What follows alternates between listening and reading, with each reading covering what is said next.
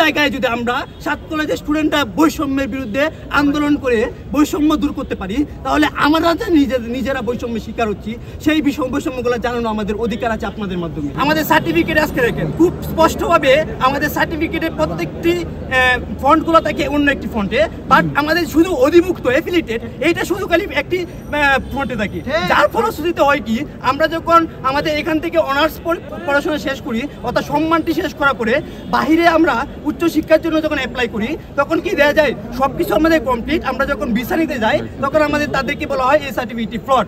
এর একটি মানে বড় ধরনের বৈষম্য আমাদের সাথে। দ্বিতীয়ত দেখা যায় যে কি, সাত কলেজকে আজকে 17 সালের পর থেকে আজকে আমাদেরকে অধিভুক্ত করা হয়েছে। আমাদেরকে আসলে একাডেমিকভাবে আমাদের যে শিক্ষক সংকট, তার সাথে আমাদের স্টুডেন্টের যে পর্যাপ্ত রেশিওটা আছে, এই রেশিওটা কিন্তু মনে হচ্ছে বিরাট পরিমাণে আজকে গ্যাপ আছে।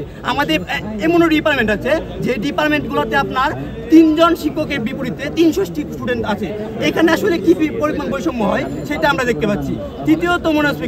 তৃতীয়ত আপনারা দেখেন আমাদের কি আরেকটা বৈষম্য হয়, সেটা হলো আমাদের এই যেই সেশন ভিত্তিক নেওয়া হয়, কিন্তু যখন আমাদেরকে সাত কলেজে নেওয়া হয় তখন বলা হয়েছিল যে আমাদেরকে আসলে যে এই সেমিস্টার সিস্টেম যেটা, সেই সেমিস্টার সিস্টেম প্রবর্তন করবে।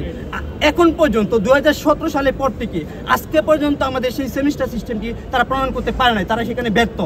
তারপরে যেটা সবচেয়ে আরেকটি বৈষম্য সেখানে দেখা যায়, আজকে যখন সাত কলেজের বা তাদের যে 104টি অধিভুক্ত প্রতিষ্ঠান আছে ঢাকা বিশ্ববিদ্যালয় সহ, সেখানে যখন সংবর্ধন দেওয়া হয় শুধুমাত্র 7টি কলেজকে আলাদাভাবে স্কিল সংবর্ধন দেওয়া হয়।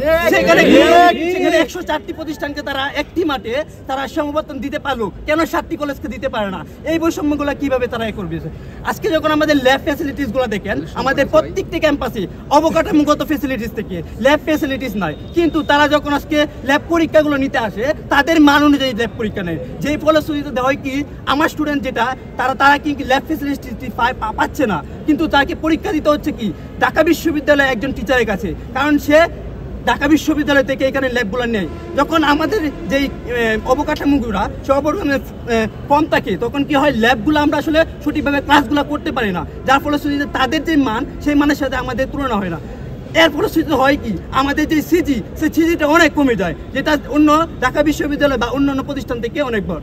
এই যে আমাদের বৈষম্যগুলো, মূলত এই বৈষম্যগুলো আসলে আমরা প্রতি বছরে তাদেরকে আমরা জানিয়েছি, কিন্তু প্রতি বছরে তারা আমাদেরকে আশ্বাস দিয়েছে, যে আশ্বাস দেওয়ার পরেও তারা এগুলো পূরণ করেনি। আলটিমেটলি তার ফলশ্রুতিতে আজকে সাত কলেজের প্রত্যেকটা স্টুডেন্ট চায় যে তারা নিজস্ব স্বতন্ত্র একটি বিশ্ববিদ্যালয়। সেই বিশ্ববিদ্যালয়টি কিভাবে হবে, সেই বিশ্ববিদ্যালয়ের রূপরেখা কি হবে, তা আমরা আজকে আপনাদেরকে সাংবাদিক সম্মেলনের মাধ্যমে জানাবো। আমাদের এই সকল বৈষম্যগুলো আসলে আপনাদের মাধ্যমে আমরা শিক্ষা উপদেষ্টা সহ সরকারের যে নীতি নির্ধারক পর্যায়ে লোকগুলো আছে তাদের কাছে পৌঁছে দিতে এসেছি। আপনারা জানেন বর্তমানে এই অবস্থাতে অনেকে আন্দোলন সৃষ্টি করেছে, কিন্তু সাত কলেজের একটি স্টুডেন্টকে আপনি দেখবেন না আজকে রাস্তায় গিয়ে আন্দোলন করছে। তার কারণ কি? আপনারা জানেন বৈষম্য বিরোধী ছাত্র আন্দোলনে বাংলাদেশের প্রত্যেকটি বিশ্ববিদ্যালয় থেকে আজকে আন্দোলন শুরু করেছি, তার মধ্যে সাত কলেজ থেকে প্রায় 15 জন শহীদ হয়েছে, যা বাংলাদেশের প্রত্যেকটি পাবলিক বিশ্ববিদ্যালয়ে যোগ করেও তার থেকে বেশি।